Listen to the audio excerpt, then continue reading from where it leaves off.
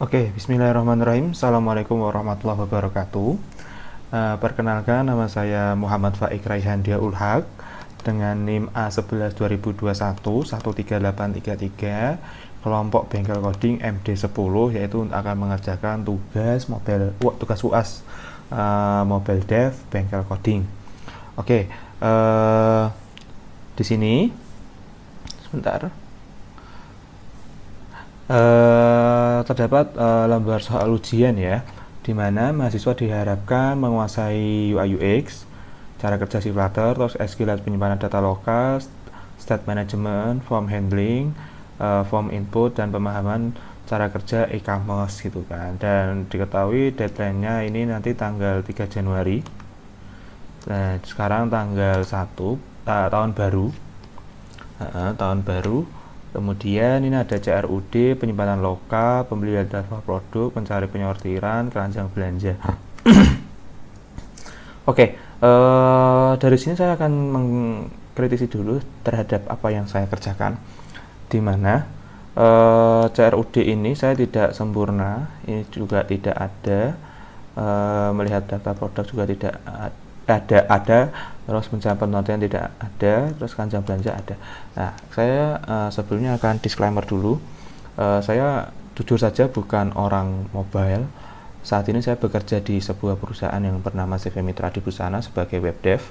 Terus kemudian saya di matkul bengkel coding ini kenapa mengambil mobile dev, itu tujuannya hanya untuk belajar tentang bagaimana mobile dev itu bekerja. Jadi katakanlah jika di pekerjaan project saya ini terdapat banyak sekali kekurangan, saya mohon maaf. Jadi kan saya belajar satu persatu dulu bagaimana Flutter itu bekerja dan sebagainya. Kemudian saya juga bekerja dan berkuliah dan semester akhir dan juga skripsinan. Mungkin matkul bengkel coding ini tidak sempurna, akan tetapi saya mencoba dan beberapa mungkin saya akan sedikit ide ya bahasanya, akan tetapi UI front end-nya juga ada, melihat saya yang bekerja sebagai web dev dan saya lebih spesialnya di back end. Jadi mungkin untuk pengerjaan aplikasi ini yang semua di dalam tanda kutip dipangan sendiri oleh saya sendiri, mungkin saya akan sangat kewalahan. Akan tapi saya mencoba semaksimal mungkin, melihat deadline yang sebentar lagi, jadi saya ya apa adanya gitu, soalnya tanggal 3 tinggal 2 hari lagi begitu. Oke, saya akan menjelaskan struktur kodenya dulu. Sebelum itu izinkan saya, di sini kan tidak ada device untuk si Flutter-nya. Saya itu menggunakan yang namanya Flutter device. Jadi saya menggunakan HP Android secara langsung. Aduh, typo. Nah, ini adalah Android saya, mobile real fisik. Jadinya saya nanti akan di situ. Dan ini sudah saya jalankan. Oke. Izinkan saya sambil record di HP satunya. Jadi nanti saya akan sedikit mengedit video ini.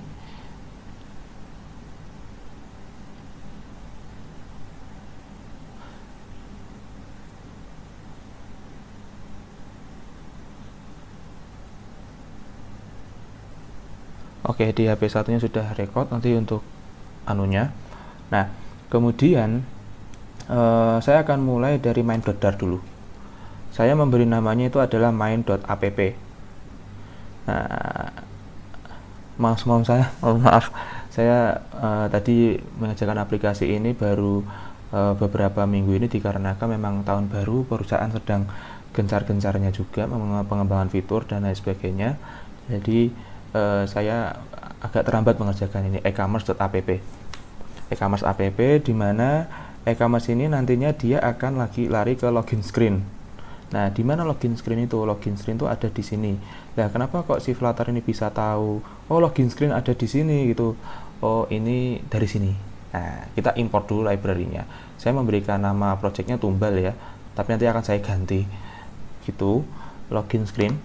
Di mana login screen ini ya seperti yang saya jelaskan tadi, saya tidak menggunakan SQLite soalnya memang saya sangat bingung bagaimana mengimplementasikannya, dan saya tidak mempunyai teman untuk tektokan bagaimana mengerjakan proyek ini.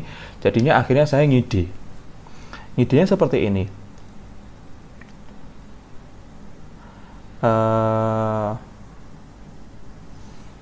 Ya, ini login screen-nya, di mana setiap saya akan membuat satu portal login yang sama, intinya begitu. Jadi tidak menggunakan dua aplikasi atau membuat dua aplikasi yang terpisah untuk mengelolanya, akan tapi dalam satu tampilan itu, dalam satu portal login bisa user pembeli, bisa user penjual, itu si Flutter-nya bisa mengenali ya, tentu saja dengan menggunakan if else, ya kan. Ya, ini ada, kita akan membuat metode namanya login dulu, dimana jika role-nya seller itu akan lari ke seller dashboard. Jika sellernya buyer, dia akan lari ke buyer.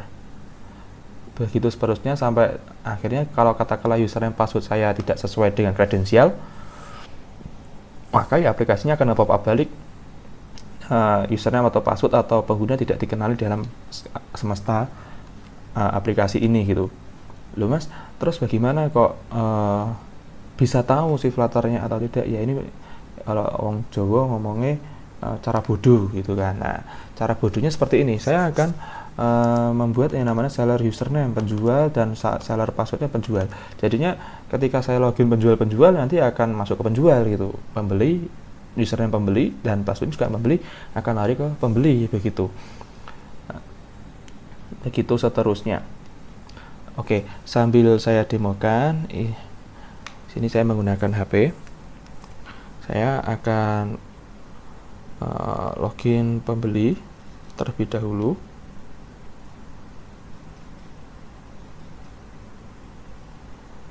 Oke, di dalam pembeli ini dia akan mengarahkan langsung ke buyer dashboard, dimana kita tahu di sini ada view product, button view product, sama ada button logout. Ya, logout tentu saja untuk keluar dari aplikasi ini, dimana ketika kita view product, ya kan, ini akan lari ke sini, view product screen. Nah, akan ada nama produk dan sebagainya. Tentu saja tidak menggunakan SQLite, tapi saya menggunakan semesta ini, array ini, dummy, data dummy. Sebenarnya tidak, ya gimana, ini tidak dikatakan array pun tidak, tapi ya katakanlah data dummy gitu ya, soalnya formatnya seperti JSON gitu.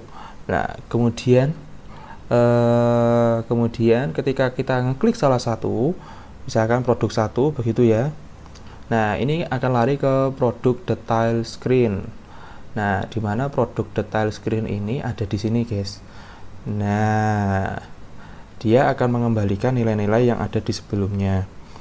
Nah, dan itu tentu saja saya mengambil dummy gitu kan. Kemudian di paling bawah sini ada yang namanya button checkout. Jadi kalau boleh saya yeping ya, kalau boleh saya yeping itu di sini produk nominalnya kan 10.000, ada 15.000 dan 25.000, 30.000, kelipatan 5, intinya itu ketika di view kenapa kok bisa mengembalikan nilai, soalnya ini mengembalikan nilai dari awalnya, kayak apa ya, warisan gitu dari sebelumnya itu.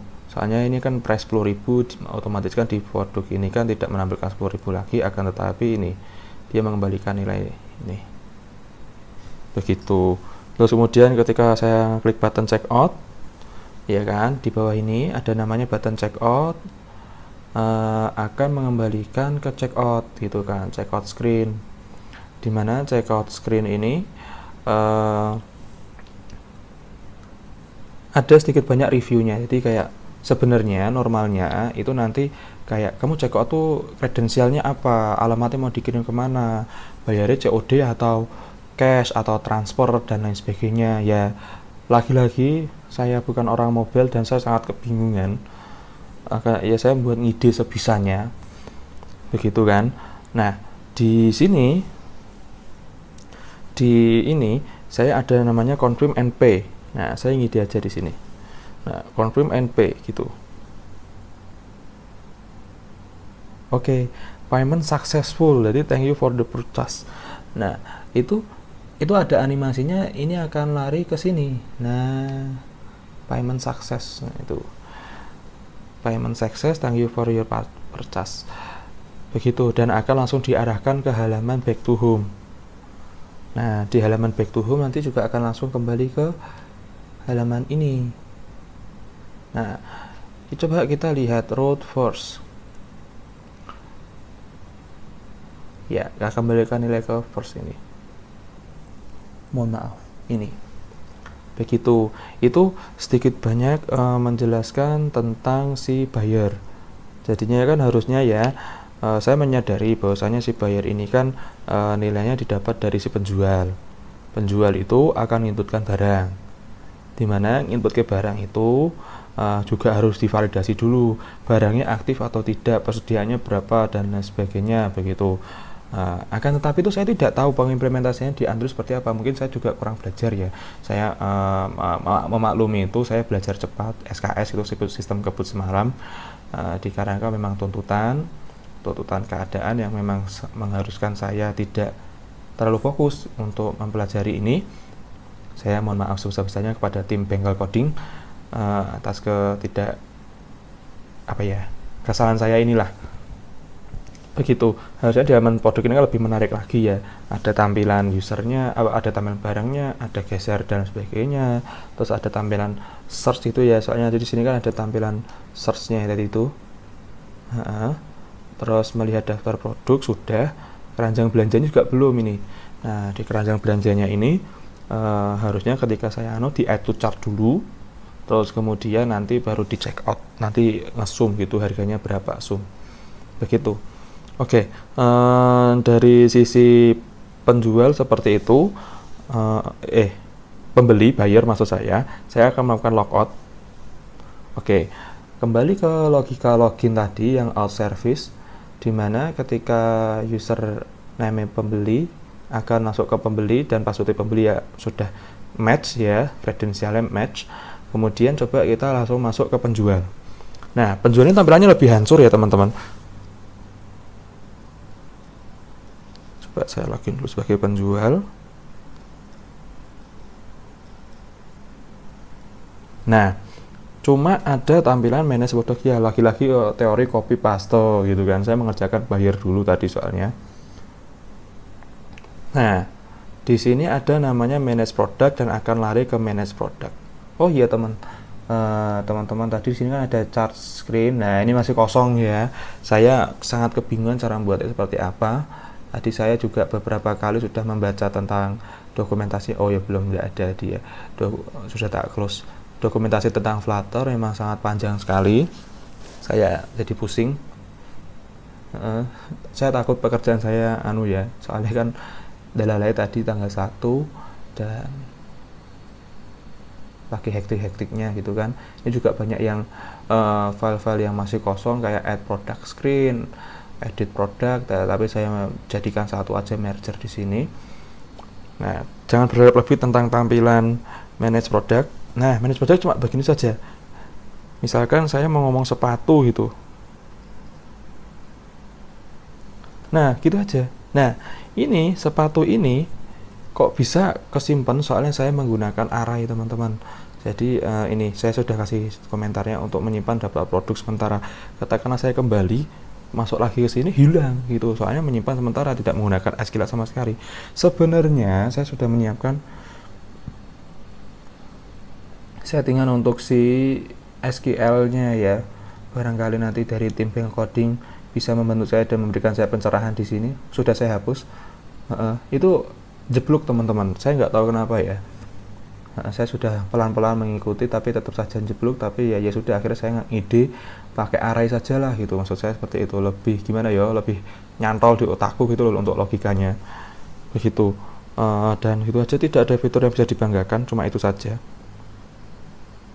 Itu penjelasan tentang project saya. Saya memahami bahwasanya memang saya sangat banyak sekali kekurangan, jadinya ya saya mohon maaf sebesar-besarnya. Semoga di penugasan ini saya tidak jelek nilainya, soalnya ya gimana, belajar pelan-pelan. Saya bukan yang terlalu cepat belajarnya, saya semester akhir mata 7 skripsi sidang di bulan ini, terus kemudian juga bekerja dan lain sebagainya. Jadi mohon pengertiannya teman-teman Bengkel Coding. Mungkin itu saja presentasi dari saya. Wassalamualaikum warahmatullahi wabarakatuh.